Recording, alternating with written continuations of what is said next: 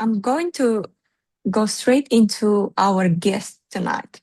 You've probably heard him before, you've probably seen him before because he has been a Toastmaster for roughly 10 years. He first joined Toastmasters at Monash, and he is now a member of 3 clubs. How many of you are members of 2 or more clubs? Show of hands. Many, yes. And well, he's had so many roles at club level, but also at district level. This year, he is also an area director, and he's done this role twice. And guess what else? He's been competing. He's a serial competitor, if you want to call it. And he's been doing competitions in every stage at international speech, also humorous and table topics. But for the sake of our sessions, he has participated in evaluation contest as well. He won district for table topics, and he also won district for evaluation. Tonight, ladies and gentlemen, Toastmasters, fellow guests, and Toastmasters members, I am very, very excited to tell you that we have Jackson Green, who is our area director for E14, and he will take us through what a quality evaluation look like, how should we deliver them, but also why are evaluations important? Jackson, I'm very excited and very pleased to have you with us tonight. I can't wait to hear more from you. Thanks, Alex. Really good to be here tonight. So evaluation, this is something that's very important. For me, I think it's the cornerstone of Toastmasters, of public speaking. And it's a really important skill in life in general, which we'll get to in a moment. But tonight's going to be a bit different. At the start, when we were brainstorming ideas, I came up with this PowerPoint. And Alex and I decided that we want to make this more interactive because this is the final session for the educationals this year. And what's really good is when we do meetings via Zoom, we've got something called a chat function, and I can see Graham and a few others are active in the chat already, which is really good. But if we can, I'm going to pose a few questions to you guys, and Alex will monitor the chat. We'll go through that. We'll have this as more of an open forum rather than me lecturing to you all, because I've done enough lecturing at Monash as it is, and I think now's the opportunity to really engage all of us. So evaluation, first of all, we'll talk about why evaluation is important, and not just in a Toastmasters setting, and also how evaluation can be used, because I've got my own structure, which I'll go through tonight, but there's also other structures as well that different people use. And then we'll talk about competitions, because some of us are experienced. Some of the newer members might be wanting to go in competitions and test their skills against all the marvelous speakers we have. And there's a rubric for those that don't know. So we've got judging criteria where judges will actually evaluate your evaluations. And some of it's pretty straightforward, but some of it a lot of people don't quite know. So we'll break that down. And then as kind of a bonus, we'll actually go through my district winning evaluation, which I seem to think was pretty good, but I'll get your thoughts on it as well. And we'll go through what worked and how the rubric actually lines up with that, and maybe even have a bit of a discussion. But first of all, we'll talk about the why. So just type away in the chat, why do you think evaluations are important? Why do we do them? So I've got a couple of answers. Growth and development, that's a big one. Feedback. We all need to keep learning.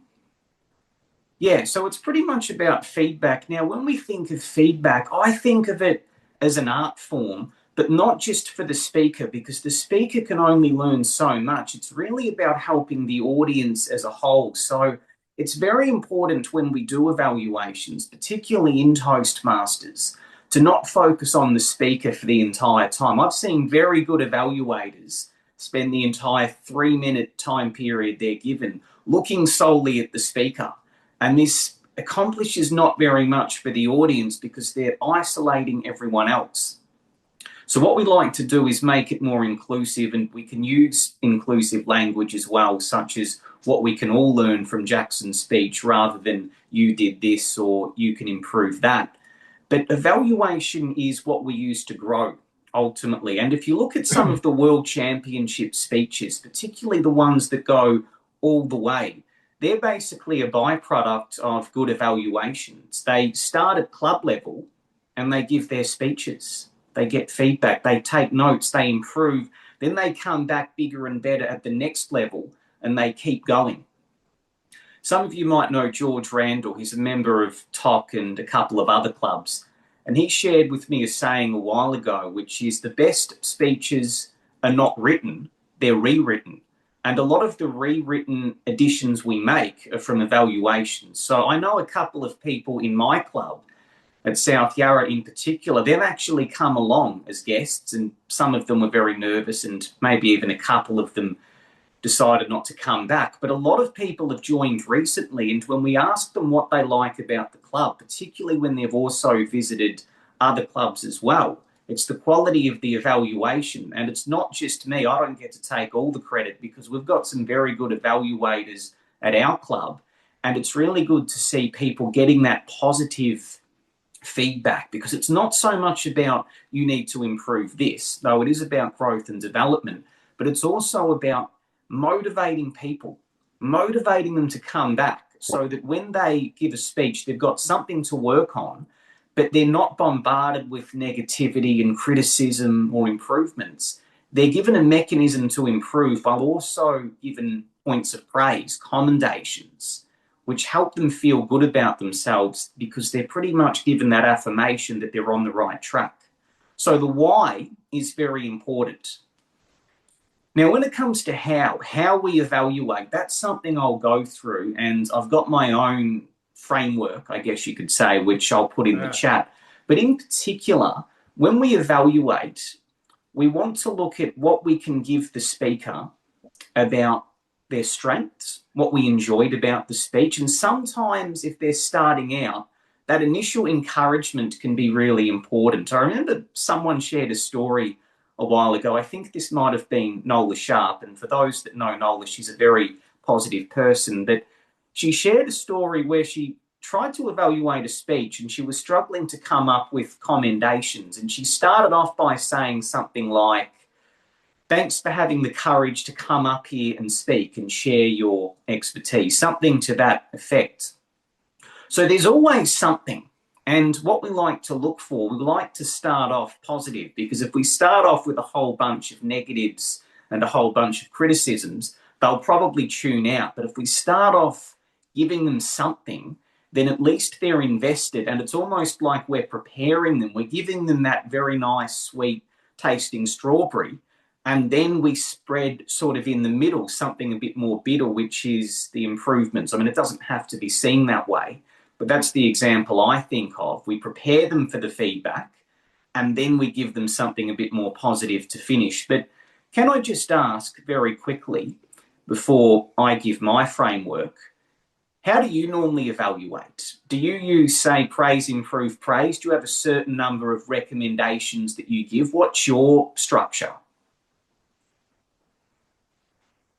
If I can jump in here, also, if someone has something to say, you can go off mute as well if you feel like it's a bit easier to say rather than text.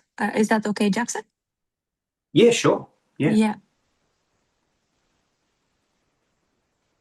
So, 2 to 3 improvements. So, we're pretty much seeing the same. Praise, improve, praise, a couple of improvements, no more than 2 points of improvement, which I agree. I think 2 is a good number. Keep in mind, you've only got 3 minutes, or you can go right up to 3.5, but I don't recommend it. So we want to give good feedback, and we're going to talk about what the improvements might look like and how to actually deliver improvements, because it's all well and good to say you can improve something, but if you don't talk about what to improve and how to actually improve it, and even why it might add value to the speech going forward, then you haven't really given them much to take away, to take home and reflect on. So definitely PIP is something we look at. But what I'll talk about is, and you'll probably hear me say this a lot tonight, but an evaluation is a speech. And within Toastmasters, we do have all these types of competitions, and evaluations one of them. But also with evaluation, and someone just posted, what is PIP? It's praise, improve, praise. So it's very similar to CRC. It's the exact same method. So you'll start off with something positive, give an improvement, give another point of praise, and then a summary, which we'll get to. But evaluations, they're also very important in life. And I think if you actually use this method, it can go a long way. If you're, say, an employer and you've got someone who might not be performing to the standard expected, or maybe they are, but they need a bit of guidance in one area, instead of saying something like, you need to improve this, you can give them that build up once again. So you can say, I really like the way you're doing data entry. It's fantastic. But one thing you need to work on is your emails. And here's how you can do that. But I really like the way you presented last week when you gave the talk about cats and dogs or whatever it might be. So that same framework can be applied anywhere outside of Toastmasters. But what I do is I take that framework and I just expand it a little bit more. So in the center, I have praise, improve, praise. And praise, improve, praise is the best way to go. And what I normally do is I'll try, depending on how good I'm going for time, I'll have at least 2 points of praise. And I think it's good to open in a positive way. So you have at least 2, and that way when you give the improvement, it's easier for them to digest. If I've got time, which this can be a bit of a delicate balancing act, then I'll give 3 points of praise.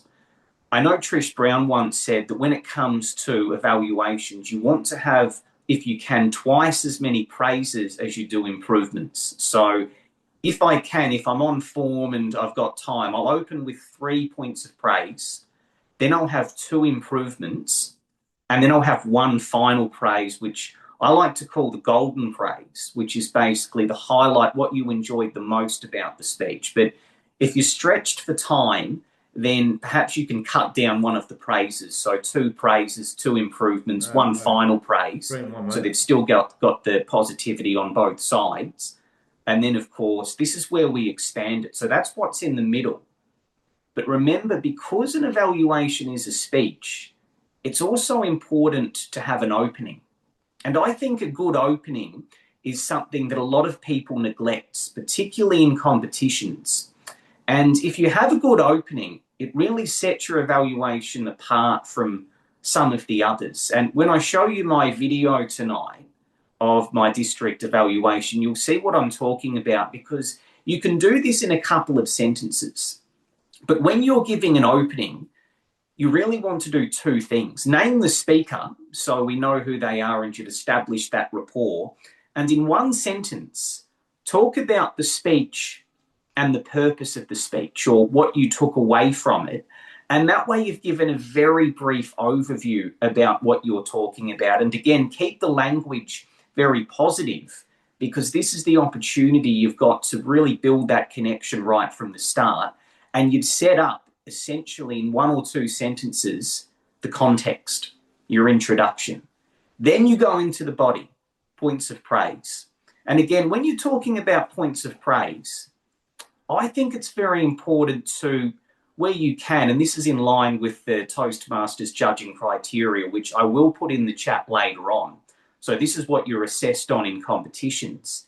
It should be clear, it should be focused, and it should be specific as well. So if you're talking about humour, the speaker had wonderful humour. What sort of humour was it? Because there's about, I think, 10 or 11 different types of humour.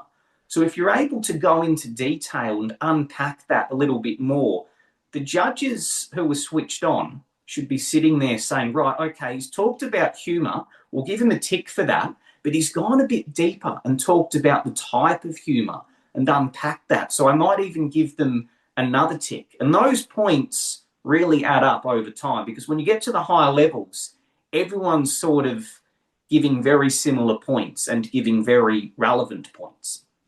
Now, a question here in the chat, is 3rd person evaluation delivery important? I think it is, in the sense that if you're talking to the speaker the entire time, you don't want to neglect the audience. So if you keep using the word you did this, you can improve that, I really enjoyed the way you did this, the rest of the audience tends to lose interest and a little bit of focus.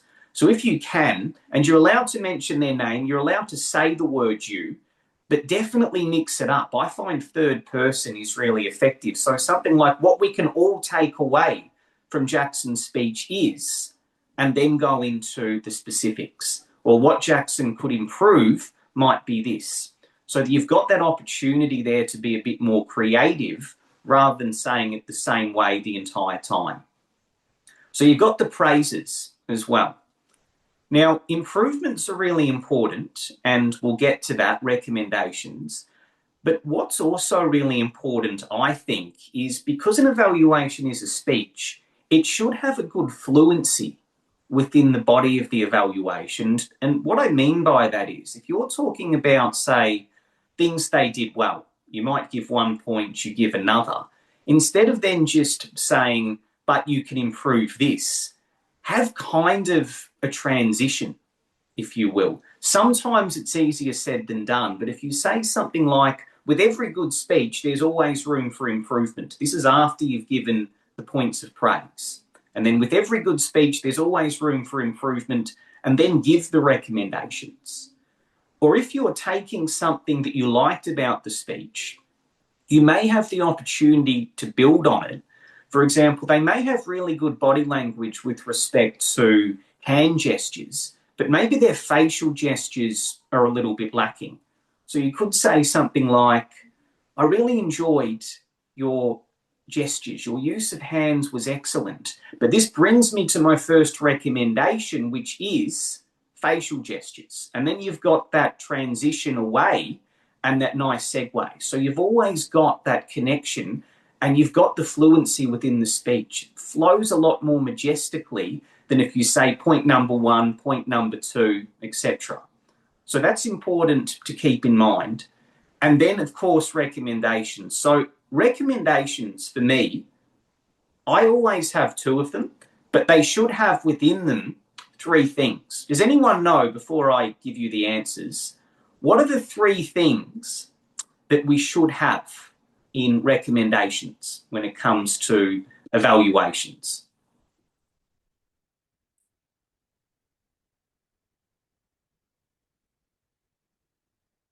Okay, no answers. Well, this is actually a good thing, because at least if you take something away, then I've taught you all something. So what we want to do, what they did, yes, okay, someone's pretty much covered it. So what they did, what they can improve upon, that's point number 1.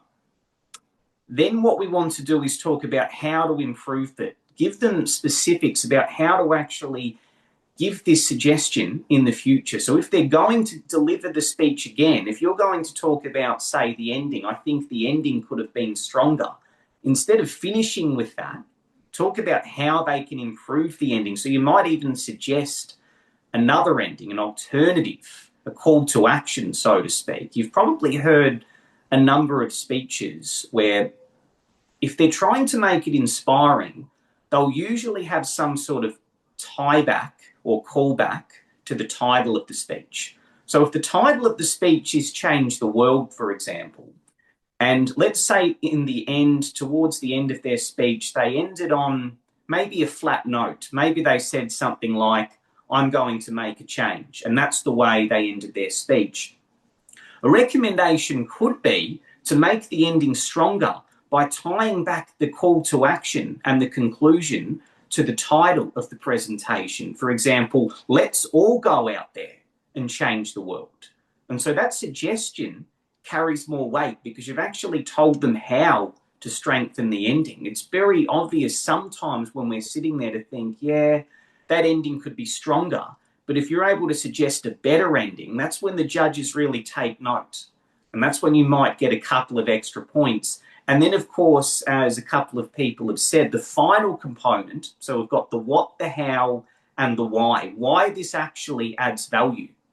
So if you've got a good ending, or if you're suggesting an alternative ending, why is it important to end a speech well? That's something to think about. So you might say, after giving that suggestion, this is a really powerful way to keep the audience engaged and help them to remember your takeaway message when they leave or when they go home later tonight. So again, in that one sentence, you've given them the takeaway. You've essentially justified why you've given the recommendation. Now, of course, we don't want to leave it on a cliffhanger. We don't actually want to leave them with, here's what you can do, and that's the end of it. We want to give them something to come back. It's almost like you've given them a pill and then you've put like just a hint of sugar on top of the pill. Or maybe you've baked a nice cake and you're putting the cherry on top. And it's always good to give them that final positivity before you send them on their merry way. So a final praise, and again, something you enjoyed about the speech, something you really enjoyed, ideally what you liked the most. So the highlight might be, it could be almost anything, but if it's something that they did really well throughout the speech, when you're taking notes, because obviously if you're in a competition, or even if you're not, even if it's a regular meeting, you've got at least 5 minutes to take notes. So make a few notes and then lay it out. And I'm going to put my framework in the chat later on, but I'll usually have my layout ready to go on this side, on the left-hand side. So you've got a couple of ticks, and the ticks are the good things, what we enjoyed about the speech. Then a couple of minuses, which are the recommendations, and then a double tick down the bottom, which again is the highlight, the final golden praise, which we'll talk about towards the end. And then give that, and that doesn't have to be overly detailed. Because what we're doing here is we're saying very briefly what we loved about the speech and why we enjoyed it. It only has to be a very, very short component of your evaluation, because what we're then going to do is take that and then launch into the summary, which is where we tie everything together. So my framework, which I'll post in the chat pretty soon, follows that acronym. So it's PIP, but it's actually OPIP. So opening, praise, improvement, praise, and then summary. But I do want to talk about the summary a little bit more, because it's something that I think is very simple. And some people do it really well, but some people don't. And this does stand out, and it can be very noticeable at the higher levels in particular. But the key word here is summary. So we don't need to re-describe anything we've already talked about. We sum up the points we've mentioned. What we want to avoid is saying, in summary, in conclusion, it was a really good speech and I look forward to more in the future. Because the problem with that is it's not actually a summary. You haven't recapped anything. And you'll see that quite a bit in certain speeches, certain evaluations. And this is often because people run over time. So they'll be going through it, they'll see the red light comes on, their brain says, oh, I need to put a summary of some kind, and they'll say, in summary, great speech, well done, I'm sure the next one will be even better, and they sit down.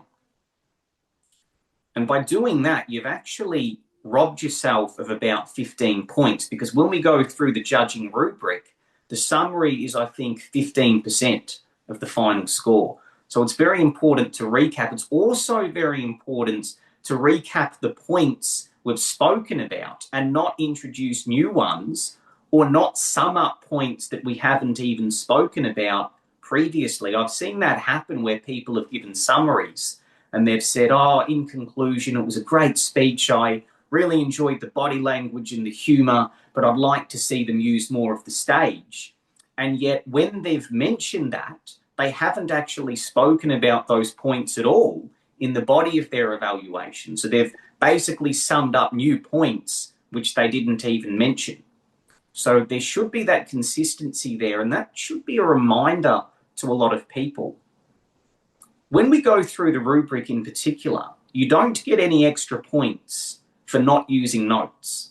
And I want to reaffirm that, because some people, they give these grand, amazing evaluations. There's an incredible spectacle to it, and it's a masterful performance, but the quality of the analytics is lacking.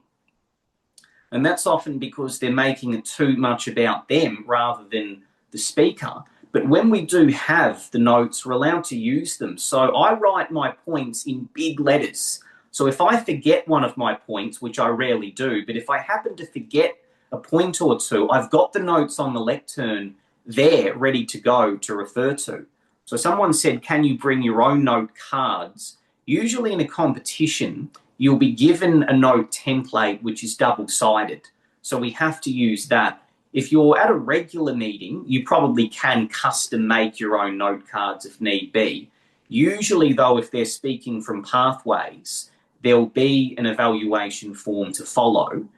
But when you're given the piece of paper, either way, you can use it in whatever way you want. So you can custom make your own notes based on the template you've been provided.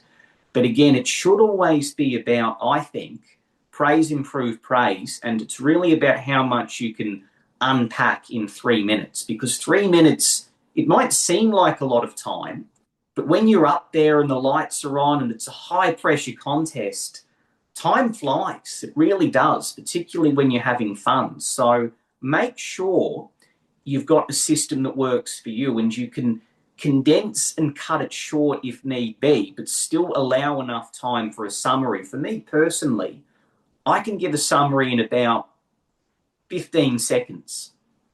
I've seen some summaries take up half of the evaluation.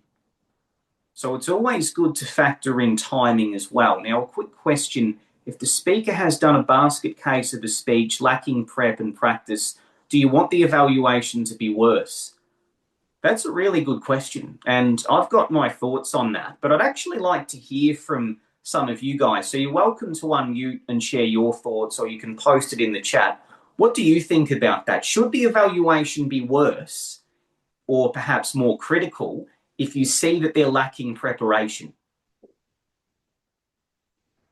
So Jeffrey said no, but gracious. Yeah, I agree.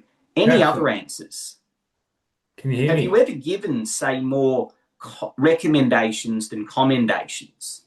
We always want to encourage them. Yeah? I think we have someone off mute as well, Jackson. Yeah, sure. Yeah, Jackson, can you hear me? Yes, loud and clear. Hello, lad. For me personally, it's just try to get the positivity out of the whole speech and try and make it, see if you can relate to the journey. I think that's critical. If you're going to listen to a speech, if you can relate to yourself, relate to it, and you think the audience is going to relate to it, it's going to be a positive spin on the whole experience for me personally. And then I'll map out these are the bits I find great, and then areas of improvement, and then bring back to the praise and sum it up. That's the general way I do it. But everyone's different here, and that's why we're here to try and learn off each other. So Absolutely. Yeah, great point. And what I think, my answer would be still be gracious, still be positive. And sometimes we really have to scrape the bottom of the barrel to find positivity. We think of certain speeches and we think, yeah, I'll use PIP, but really it should be PIIIP. And that's okay. But we still want to reward them for having the courage to speak because it can be very daunting. And when we see that they might be underprepared, we can mention that in a nice way as a recommendation. And preparation comes in many different forms. So we can give them feedback about how to better prepare for the next time, maybe use dot points instead of relying solely on their notes. Because if you've got all these notes, it's great in theory, but if you're underprepared or even a bit nervous, all you have to do is miss one word or one line, and it's like, oh, where am I? And the whole paradigm shifts. But if you know your content and if you've got point A, B, C, and D, all you have to do is go through the dot points, read through them, and that one word that you see on the piece of paper can jolt your memory. So that's something to keep in mind. You can give them a challenge to answer Dermot's question, or you can do it as a recommendation. Probably either way is fine. But I think the best evaluations give them a takeaway while also building them up. Awesome. Thank you. Thank you, Jackson. We also have Janet who raised her hand. Oh, Janet, yes. I'm just trying to unpack what Judy Murphy's been putting in the chat about not doing an evaluation that's outperforms the speaker that you're evaluating, and I'm still trying to figure out what she meant by that. Ask her. Great point. Well, what we So, might do, Judy's been a Toastmaster for longer than I've been alive. She's got a lot of expertise. We might bring her on. So if we could take her off mute and give her the chance to explain. Judy. Hey, Thank you, Jackson. Yes, you could probably call me mum, no doubt. Yeah, I did put a response into that. What I was meaning, Janet, is that an evaluator is there to evaluate, not put on a performance. So that's what Jackson was talking about earlier, that you see some people get out there with no notes and they're doing, this amazing speech. They're not giving a speech, they're giving an evaluation, and it should be proportionate. That's all I meant by that comment. so, And so, then the so other not thing, to show them up by doing something amazing in terms of your presentation, like you were doing a competition, but to reflect what they need in their evaluation. yeah, it's about the praise, improvement, praise. It's not about me as the evaluator, it's about them as the speaker and helping them improve. Yeah, I've not seen one of those, so I'll look out for it. Oh, okay. Well, we're doing extremely well if we haven't done that at district level and you haven't seen that. But I have seen it, a fair while ago, where the evaluator was really upstaging the speaker, and it was all about the voice and his presence and all the things that they were saying, and not necessarily they were the correct things about the speech, but it's sometimes they just overawe the judges by how they say it. So And I that's in think competition you're talking about as well. yeah, I'm talking about in competitions. Yeah, that's mostly where I've seen it. Yeah. Thank you. Thank you so much, Judy. And Okay. Janet, I Thank you, hope that Judy. you've gotten your answer. I also Yeah, I think see so. Phil with his hand up. Phil, would you like to come off mute? Yeah, thank you. Just want to check that you can hear me and my microphone's working. Yes. Excellent. Thank you. I think to put a different perspective, saying exactly the same thing, the way that I have always thought about it is that the evaluation is for the benefit of the person that you're evaluating first of all, and then the audience. It's really easy sometimes to evaluate, to get trapped into the idea of going, oh, I'm so clever, I'm so insightful about this particular thing that I'm going to say. I think that's a really easy trap to fall into in evaluations, and that's when I think we get what Judy is talking about, that the evaluation then becomes about the evaluator. So I always try and think, when I'm evaluating, I want to say something that is going to be of value to the speaker. That has to be my number one focus. And then secondary focus is of value to the audience as well. That was it for me, just a different way of saying similar things that have been said before. Thank you. Thank you, Phil. Now back to Jackson. Yeah, thanks, Alex. We've got a couple of questions in the chat, so I'll go from reverse chronological order. I like this one. Is this a boy thing, the showing off? In my experience, I've seen it both ways. So I've seen females really go above and beyond to make it look like they're number one and take centre stage. But I have seen quite a few jovial, very enthusiastic men do the same thing as well. So I won't say it's gender specific, and I won't mention the other 71 genders either, but I have seen it on both sides. And Donnie as well, about feedback if the person is lazy and doesn't want to learn. That's a very interesting point, because what we do here in Toastmasters works particularly well. If it's somewhere else outside of Toastmasters, this method can work, but if you suspect they're not taking the feedback on board and there might be a bit of a complacency issue or something like that, we don't have to berate them in public, but it might be a good idea to then pull them aside or even send them an email and go through what you think the issue is. And if you suspect there's an issue of laziness or they don't want to learn, feel free to ask them that in private, straight up. Is this the case? Don't necessarily say, you're lazy, you don't want to do anything, but give them the opportunity to have their say. It feels like you might not want to be learning. It feels like you're not taking on board what I'm saying. is there a different method that might work? You could even have that open dialogue with them. Now, something else. So I've spoken about my approach, which is OPIPs. That's, again, just reiterating the formula I use. Opening, praise, usually 2 or 3 points, improvements, 2 recommendations, a final praise, and a summary. So you've got that there as well. But what I'm going to do now is I sent Alex a link to my district winning evaluation, and I want to, before we play that, because you'll get to see it, the credit for this kind of goes to Darren Fleming. I'm not sure if some of you attended his workshop, but he did a workshop about, it's probably more than 10 years ago now, and he went through his district evaluation, which also won back in 2011, I think it was, and he broke it down and talked about what worked and what was effective. And I thought that was a really good method to share his words of wisdom. And while I might not live up to that standard, I'm hoping to do my best. So we'll play the video very shortly, which I think is nearly ready. And then I'll play it from start to finish, and we'll then unpack what the evaluation was. And I'll get your thoughts as well, and we can clarify any other questions. So, Alex, if you could play the video, thanks. Please join me in welcoming Jackson Green to his evaluation. Thank you, Jackson.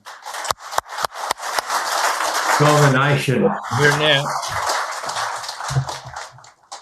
Before that.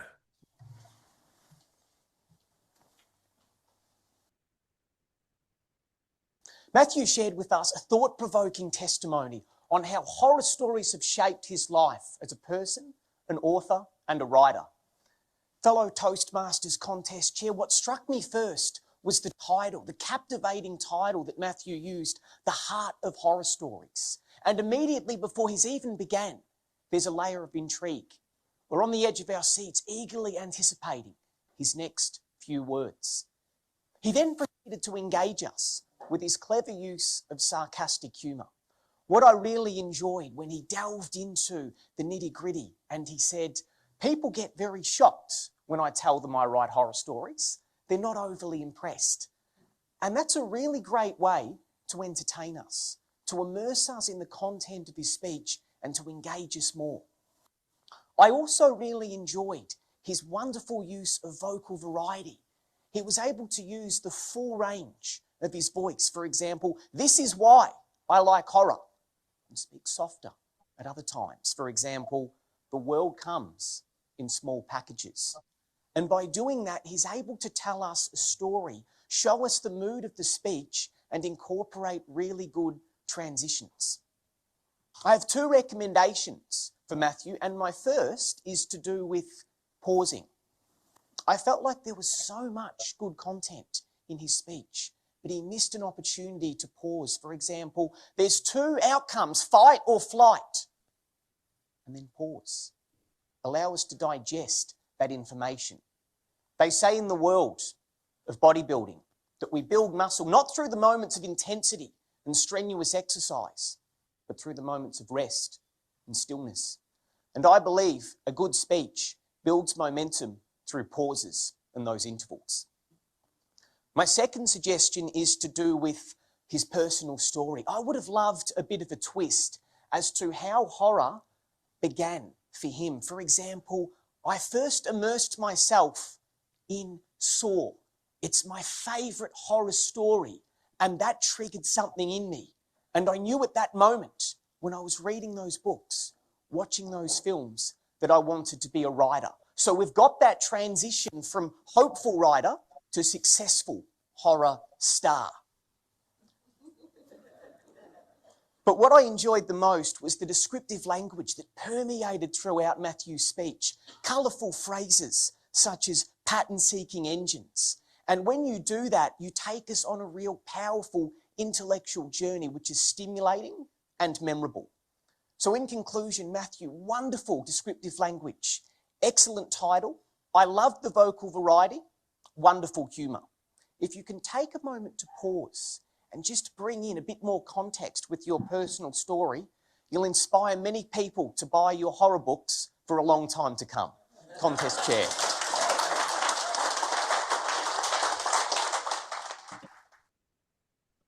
Okay, we're back. So what did we all think of that? Any thoughts? So feel free to come off mute or post in the chat. That was a performance. Yeah, that was a winner. Language. That was a winner, Jackson, from first speaker. How good. Thanks. Yeah, it was very nerve-wracking going first. I didn't have a lot of time to prepare, so I didn't overthink it. And that's another good tip. Try not to overthink it. If you've got 5 points or 6 points, whatever it might be, go with them. Don't talk yourself out of changing things around or anything like that. Someone put here, I love the muscle resting analogy, and so do I, and that's why I use it. But that's a really key point, and I'm glad someone mentioned that, because when I was talking about recommendations, that's exactly what I was getting at when I'm talking about the why. It almost is giving the sense of justifying the suggestion. So here's why we should include it. Here's why pauses are effective, because they have that rest, and that builds momentum and connection within the speech. So where we can use metaphors and where we can explain certain things in those terms, that's a really great way to keep the audience engaged and even set yourself apart from the pack. Now, Trish said, love that you referred to the speaker's overarching aim, selling books. Yes, it's very good to go through the purpose and have that connection, because what the speech is about, that needs to be unpacked, I think, at some point in the evaluation. And you might do that at the start, or you might do that if you're talking about a point for improvement, but somewhere there should be, here's what the speech was about, here's why it was effective, and here's what to improve. Now, someone else has sort of jumped the gun a little bit. Where can I find the rubric for evaluations? That's what I'll talk about next. In fact, probably right now, because that's a very important thing. But I just wanted to show you that evaluation almost in full flight so you could see what I was talking about, because I gave you the theory, and that's a lot of content. It can be a little bit overwhelming. I'm throwing all these terms and PIP, points of praise, acronyms. But now we'll get to what the rubric is. So the rubric, Graham, as you might know, given your experience, is what we have as judges to evaluate the evaluations. So all 4 of the competitions that we do, table topics, evaluation, international, and humorous, the judges are given a ballot with all of the criteria that contestants are assessed on. So they're not just picking people based on a gut feeling. I like this person has a great haircut, whatever it might be. It's something more objective, you could say. And I suppose there are subjective interpretations, but when we've got the rubric, we're basing it off criteria rather than gut feel. So I've got my laptop with me as well, and what I'm going to do is actually try to send through the rubric in the chat. So just bear with me a moment. Well, while you're doing that, Jackson, you might like to mention to everybody about your concluding statements. Remember, we discussed this about how to set yourself apart from the other contestants. So you used a statement right at the end that was very clever to tie it back to the speech. Yes. Yeah, good point, Judy. I'll quickly do that. I'm having trouble finding the attachments, like where to attach in the chat. So I'll get to that in a moment. But the summary at the end, so I had a summary, but notice how what I said at the end almost referenced the purpose of the speech. So because he was talking about horror books and how he became a writer, my final saying was basically, if he continues to do this and make these improvements, he'll be a great seller of horror books for a long time to come. It was much more elegant than that. I've forgotten word for word what I said. But if you end on a note like that, where you're tying it back to the speech title, a purpose, or even something they said within the speech, it does elevate your summary and your ending even further. So definitely something to think about. Yeah, if someone could upload it, that'd be good, because when I go into the chat, I see all these emojis and smiley faces and things like that, but for some reason, there's no option to add a file. So Joe will update that, which is really good. So in the meantime, any other questions? No, well, something else I'll mention in the meantime is with evaluations as well. Here it is, file, perfect. Okay, let me open this up. But something I'll mention is evaluation should have, I think, the right balance. Because a few people commented about maybe on some level it is a performance. But of course, it should be focused on good analytical content and quality. And that's the first item on the rubric. So I've opened it up. I'm not sure if we should do a screen share or anything else like that. But can everyone see the ballot, the PDF?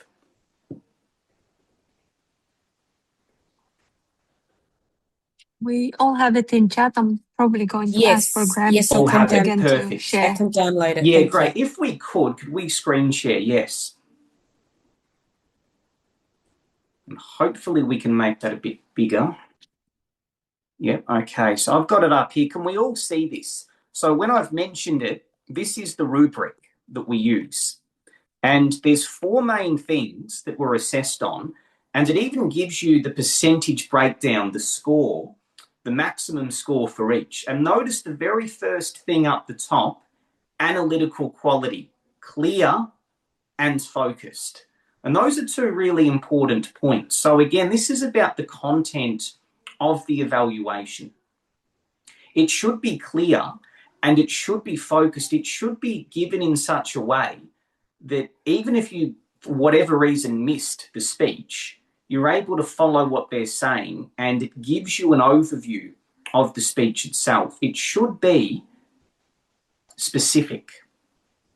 When we give, and this is both in reference to recommendations and commendations, when we give examples, it's very important to refer to what they said in the speech and expand upon it. So again, in my evaluation, when I was talking about Matthew's humour, I spoke about the type of humour, the sarcastic humour, and I gave an example as well. And that's where the judges that day, that would then take my commendation, my quality for that point, that'd move it from good up towards very good, and I might even argue excellent, because what I've done is I've showcased the what, the how, and the why, and I've given a clear example of that. So it is really important to have the ability to unpack what they've said. If we speak in general terms, they had great body language, they had wonderful humour, but we don't expand on that, then we've robbed ourselves of points we could have gotten. It might be analytically correct, but it's not clear enough to the audience as to why it was effective. And if someone else does that better, they'll obviously get more points. So let me know at any point if there's any questions, but that's the first component, I guess you could say. Yep, awesome. We do have Loretta with her hand up. Oh, yeah, perfect. Thank you, Loretta speaking. Can you hear me? Yes. Yes, sorry, I've had mute problems here.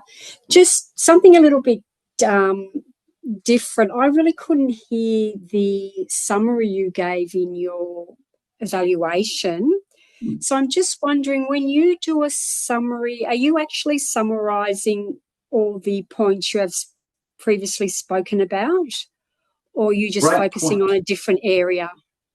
Yeah, really good point, because when I gave my summary, and this was something I touched on before, it was very brief. My summary is about 15 seconds or less, and if you blink, you might miss it, particularly if there's audio issues or whatever it might be. So I did recap the points, but the key word there is recap. I don't expand, I don't elaborate, and I remember saying something like wonderful humour, I'd like to see you incorporate the pauses and another personal story. And that was pretty much all. So I covered the points, but it was only in that one sentence. Thank you. Yep, great. That's all right. No worries. Another question here from T. Lawrence. How do you decide on what goes into the second point of praise? Now, that's a really good question, because what I like to do with PIP, and this applies, I think, for recommendations as well, but it's very important to break down the speech into 2 different components. The content, what actually worked well, Was it well supported? Was the message clear? Did they have a good logical structure? So I'll look at something like that and bring that in. But I also like to think of the delivery, their use of stage, gestures, body language, pauses, whatever it might be. So when you're deciding about points of praise or even your second recommendations, those are things to look at as well. Different elements of the speech, which as a whole can best incorporate and describe what they did or what they need to improve. So hopefully that helps. But going back to the rubric, so the second point again, recommendations, and that's where it's really important to talk about what they did, how they did, or what they can improve rather, how to improve it, and why the improvement, why the recommendation adds value to the speech. And so if you've got that, if the recommendations are clear, that's really important. But there's another key word as well for the evaluation criteria with respect to recommendations, and that's positive. They should be positive, and they should be delivered in such a way where we're not talking down to the speaker. You'd never use the word crap, for example, or you'd never say this was really bad and needs to be done away with. It can be delivered in a positive way. And when I was giving my recommendations, I used very positive terms. I would say things like something to consider, or what I would like to see is this. So it's not so much about lecturing to them or talking down to them. It's giving them something to take away, but in a positive, clear, and helpful way. And it should be helpful as well. It should be relevant. And that also applies to the commendations as well. So if we're saying the speaker had wonderful body language and it was incredible, they used all these big gestures, but in actuality, they stood behind the lectern and didn't move, then there's that disconnect there. So it does need to be accurate. Now, someone's put here, from your experience, which two criteria in the evaluation most clearly differentiate the average evaluator from outstanding contestants? I would probably say it'd be the first two, because if we look at that, and I'll make it bigger on my screen so I can see, analytical quality and recommendations, they're 70%. So definitely the better speakers and the better evaluators, they are clear, they are focused. And with their recommendations, they're very positive with their delivery. I mean, I've seen some people not necessarily berate the speakers, but be very cynical in how they give points of improvement and also be very general. Now, there's a key word right in the middle of the recommendation criteria, specific. And I would say the best evaluators give really specific guidance about how to improve. And I know we've only got 3 minutes in an evaluation, but the bulk of your recommendations should be, when you're talking about points of improvement, the bulk of that time should be focused on the specifics of how to actually incorporate. You can give them what to improve in one sentence. I would like to see the speaker use more engaging body language. The rest of your analysis on that point really should focus on how they can make these improvements and why it's valuable to incorporate them. So quality and recommendations. The other thing I'll touch on very quickly too is the technique. And the key word there, I think, is motivational. I mean, sympathy and motivational sensitivity, they all really go hand in hand. It's very important, again, not to talk down to the speaker. We want to build them up. And sympathy is important because we've all been in that position. We've all given a speech where we've been nervous. We've made mistakes. They haven't gone the way we've wanted them to. So if you're really able to sympathise and even go one step further, empathise with the speaker, I think that's really valuable. And the key there is to motivate them. After hearing our evaluation, ideally we achieve one thing. And the thing we achieve is they go away thinking, I can't wait to come back up here and give the speech again and make it bigger and better. That's absolutely critical. And then finally, of course, the summary, 15% concise. And as you saw in my evaluation, it was very concise, and that's by design, because again, we're not there to recap everything we've said in detail. It's a very brief conclusion that ties everything together. You can say a summary in, as I said, 10 to 15 seconds, which ticks off all the points, and it should be encouraging. It should end on a positive note. I've seen people end summaries on a negative note, and while it's not necessarily the end of the world, I don't think it leaves the same impression if you make that impact and end with a praise, or even end with something like a challenge. If you incorporate these suggestions, your speeches will ascend to the next level, or whatever it might be. You can give them a final point, because the final thing you'll say, they'll remember. So if you end on a negative note, they might think, oh, that person didn't really like my speech, or they weren't overly nice. But give them something positive to take away. So that's the rubric that I've spoke about. I've also spoken about evaluations, what works for me, opening praise, improved praise, summary. Do we have any other questions? Hello, Loretta here again. Yes, Yeah. just interested to know, have you ever been evaluating and you're really struggling to give an improvement? And do you have Yes. a fallback when you're in that situation? Okay. Absolutely. And that's a good question. Now, my fallback for that, and this is something that works for me, there's two things you can try. The first one is something that when I joined Toastmasters about 10 years ago, one of my mentors told me to consider one question. And the question is, if you're struggling for a point of improvement, and this is particularly relevant when you've got someone who's maybe been around for a bit longer, they're a bit more experienced, ask yourself one question. Would this speech win the World Championship of Public Speaking? And if not, why not? And that just might get you thinking on a bit of a different wavelength. So you've got something else to give them, or otherwise you might be struggling. The other thing you could do as well is think about a challenge or something they could do differently next time. For example, they might have had amazing body language and it might be constant throughout the speech, but it might be all in one area. For example, they might have big gestures and they're always raising their hands up here, but you could challenge them to lower their gestures and vary their body language a bit more. So that's something you can try, more of a suggestion and a challenge rather than you need to improve this. Yeah. Thank you. That's all right. Any other questions?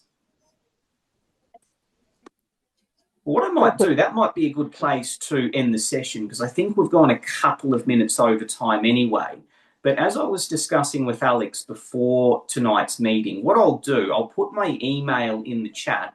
And it's a very strange looking email, but I promise you it's not spam. This actually is my email address. And if you've got any further questions, feel free to reach out. So I'll do that now, and then I'll hand back to Alex. I might just take over while you type, Jackson, so that we don't make it too tough for everyone. First of all, I just wanted to say that I personally have gotten so much from you. This was beautiful, amazing experience that you've shared with us, and we know that we've learned from someone who won district, and for everyone who's been in the room tonight and they have competed at district level, they know that it's not an easy position to be in. So Jackson, really appreciate all your insights.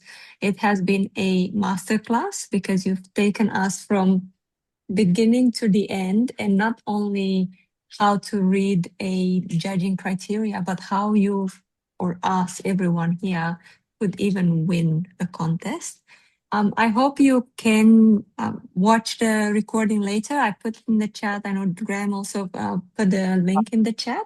So have a look, and maybe next year, you will be the winner of evaluation competitions because of this session.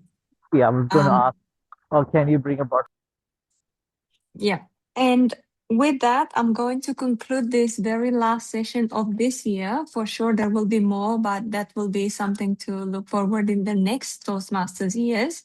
And I would like to, again, Jackson, say thank you very much. Appreciate everything you've done for us tonight. And to everyone who's taken their Friday to talk to us and to engage online, I appreciate your time as well.